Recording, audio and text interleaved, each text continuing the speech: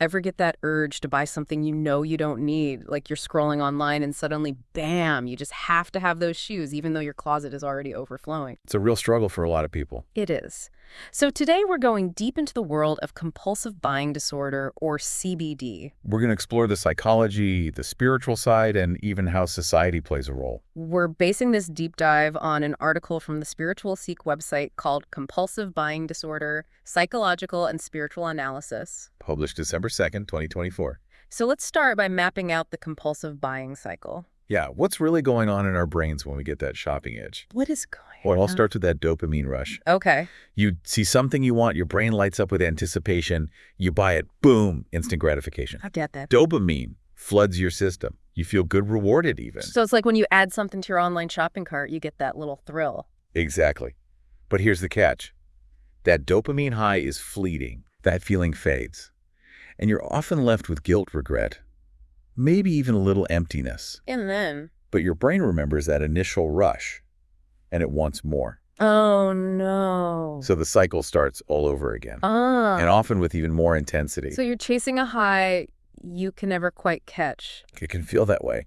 But this article goes deeper, talking about how shopping becomes a way of avoiding dealing with negative emotions. That's a really important point. Retail therapy, anyone. It's more common than you might think. Yeah. Compulsive buying can be a dysfunctional coping mechanism. Loneliness, stress, anxiety, low self-esteem shopping can be a way to numb those feelings, even if it's just for a little while. Like a temporary escape. Exactly. But instead of addressing the problem, you're masking it with a shopping spree. Precisely. That's dangerous. It is, because instead of dealing with the root cause, we're just perpetuating the cycle. Right. And it can actually make those negative emotions even worse in the long run. So the article also brought up some interesting points about how people use shopping to project a certain image. Like what? Like buying expensive clothes to appear confident, or surrounding yourself with the latest gadgets to feel successful. It's all about image.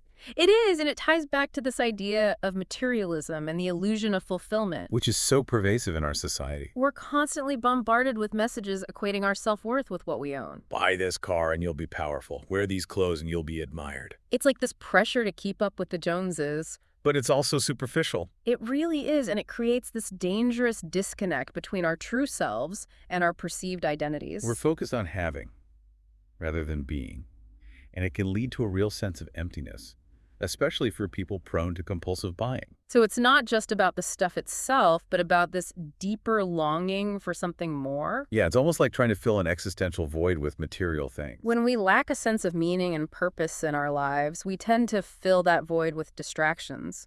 Right. For some, it's excessive work. For others, it's social media. And for some, it manifests as compulsive buying. It's so interesting how it can manifest in different ways for different people. It really is. So what's really going on there? If it's not really about the stuff, then what are people actually searching for when they're caught in this cycle of buying and buying? What are they searching for? It's a complex question. It is. But a lot of it boils down to this.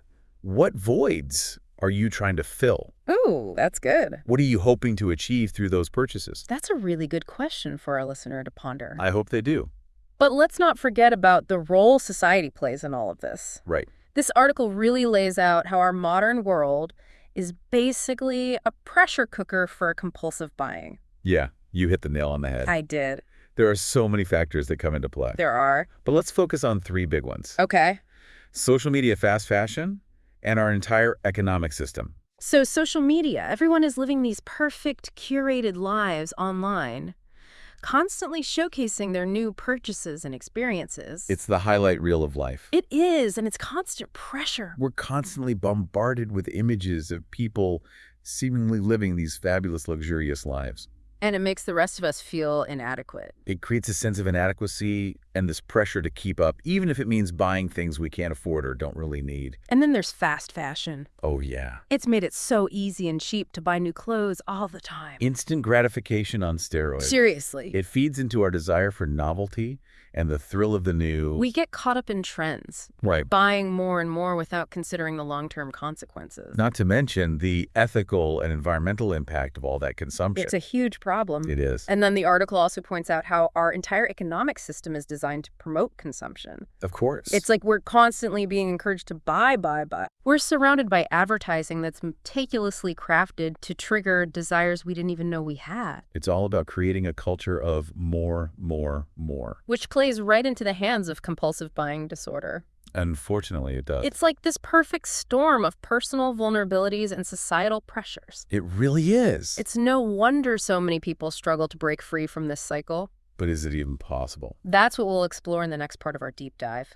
The path to breaking free from compulsive buying disorder.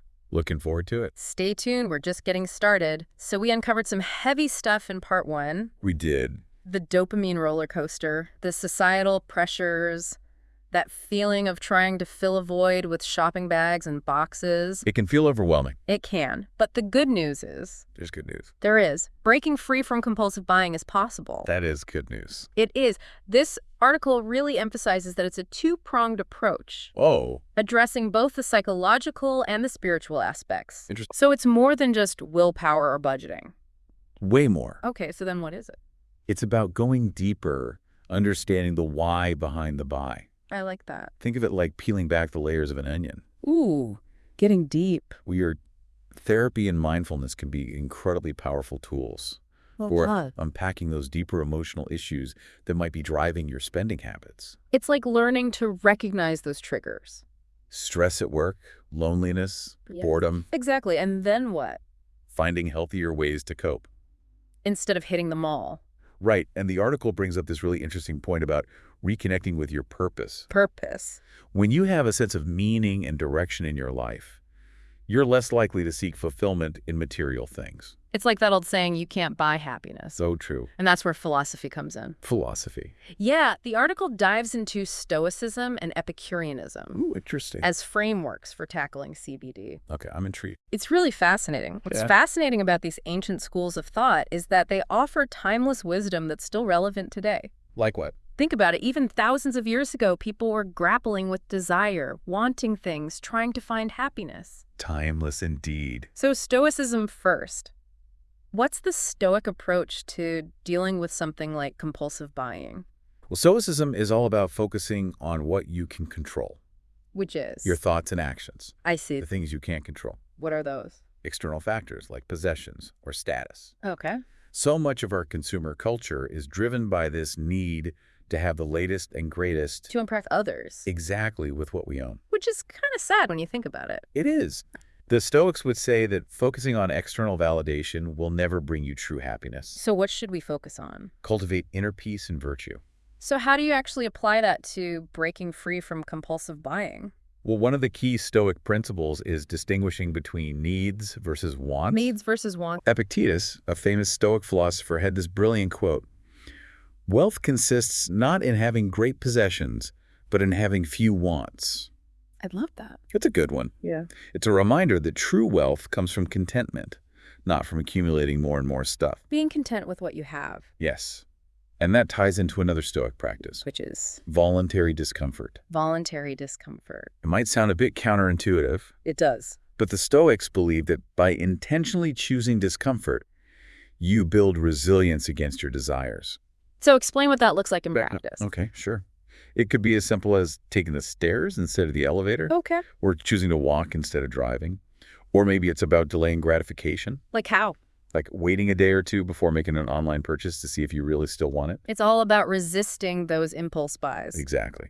And finally, Stoicism emphasizes focusing on inner virtue as the true measure of worth. Okay. Qualities like wisdom, courage, justice, self-discipline. Those are good qualities. These are the things that truly matter, not how many things you own or how much money you have. So shifting your focus from external validation to internal satisfaction. That's the idea. Now, the article also delves into Epicureanism. Which I have to admit I always thought was about indulging in pleasure. It does have that reputation. Like living a life of luxury and excess. That's a common misconception. So what is it really about? True Epicureanism is about finding happiness in simple, natural pleasures and cultivating inner peace. It's about living in accordance with nature. Not about overindulgence? No, not at all. Okay, that makes more sense. But how does Epicureanism apply to compulsive buying? Well, the Epicureans believed in focusing on natural and necessary desires. Such as? Things like food shelter and companionship. and letting go of those unnecessary desires that don't actually contribute to our well-being. So similar to the Stoic idea of distinguishing needs versus wants. It is, but maybe with a focus on what truly brings us joy. Finding pleasure in the simple things. Exactly. It's about understanding what truly makes you happy and letting go of those cravings that are based on external validation or fleeting trends. The Epicureans were also big on freeing yourself from fear, Fear of. particularly the fear of inadequacy or social judgment that can often drive us to buy things we don't need, It's so easy to fall into that trap. trying to fit in or impress others with our possessions. It's a powerful force. But the Epicureans would say that true happiness comes from within, from being comfortable in your own skin and not needing external validation, So it's about accepting yourself for who you are. not for what you own.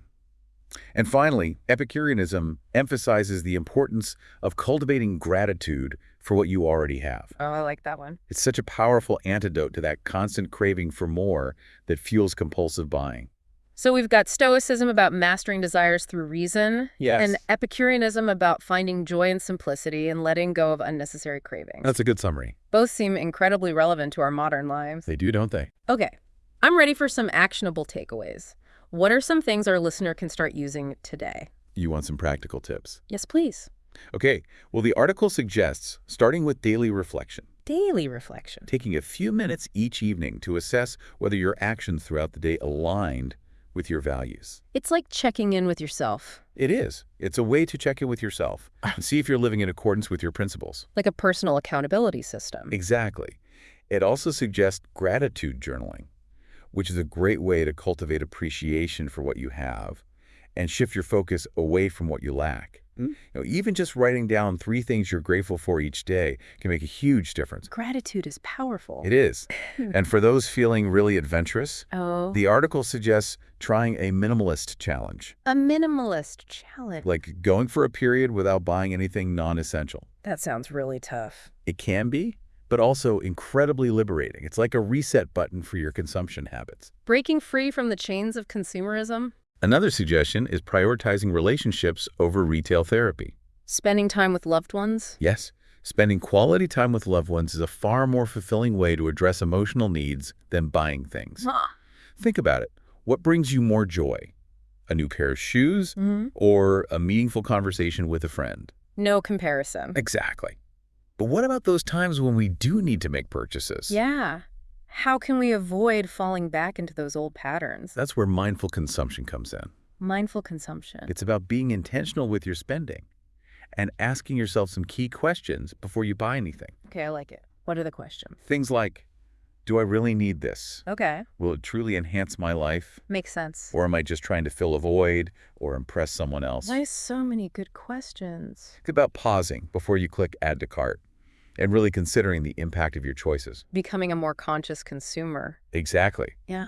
Rather than just reacting to every impulse or advertisement. So daily reflection, gratitude journaling, minimalist challenges, prioritizing relationships, and practicing mindful consumption. So many great tools. They are all great tools for breaking free from compulsive buying. And you know what? What? All of these practices tie back to those deeper philosophical ideas we were talking about. Stoicism and Epicureanism. Stoicism and Epicureanism might seem like ancient concepts, but they offer surprisingly relevant wisdom for navigating the challenges of our modern, consumer-driven world. So true. So how do we take all of this information and apply it to the bigger picture? The bigger picture. What does this mean for us as a society that's so obsessed with material things? That's a great question. It is, and it's something we'll explore in the final part of our deep dive. So how do we take all of this information and apply it to the bigger picture? What does this mean for us as a society that's so obsessed with material things? Well, it's interesting, isn't it? Compulsive buying disorder isn't just an individual struggle. It's really a symptom of a much larger issue. We are bombarded with messages to buy constantly. You're right. Our society is obsessed with material possessions. And it's like we're constantly told that happiness can be found in things. Always chasing the next shiny object, but never quite reaching that elusive state of satisfaction. It's like we're on this endless treadmill of consumption. And that chase has some pretty serious consequences. Not just for our wallets, but for our well-being and the planet. It does sound pretty bleak. It can be. We end up in debt, our homes overflowing with stuff we don't need, and our planet struggling under the weight of all that waste. Is there any way to break free from this consumerist mindset, not just as individuals, but as a society? I really do think the key lies in recognizing that true fulfillment comes not from what we own, but from who we are and how we connect with the world around us. So it's more about cultivating meaningful relationships, pursuing our passions, contributing to something larger than ourselves. Exactly. It's about finding a sense of purpose and meaning beyond the material realm. It is interesting how those ancient philosophies, Stoicism and Epicureanism, seem to offer a path forward. It's timeless wisdom, right? Finding happiness in simplicity, in virtue, in living in accordance with nature. We have the power to make different choices, to resist those external pressures, define our own values. It's not about giving up all material possessions and living like a hermit. It's about being more conscious, more intentional about our consumption habits. Asking ourselves, do I really need this? Will it truly enhance my life? Or am I just trying to fill a void or impress someone else? Good questions to ask yourself. Definitely. It's about shifting our mindset from one of scarcity and lack to one of abundance and gratitude. And recognizing that true happiness and fulfillment are found not in things, but in experiences, relationships, and living a life aligned with our values. Well said. It all comes down to where you choose to focus your energy. Will you chase after fleeting desires and material possessions? Or will you invest in what truly matters? Your relationships, your purpose, your growth as a human being. Great advice for our listeners as we wrap up this deep dive. And for those wanting more on this, I highly recommend checking out that article from the Spiritual Seek website. It really is a thought-provoking read. It is a great resource for understanding not just the psychology of compulsive buying, but those deeper spiritual and societal forces at play. Thanks for joining us. We hope this exploration has given you some valuable insights and maybe even inspired you to make some positive changes in your life. Remember, true wealth lies not in what you own, but in who you are.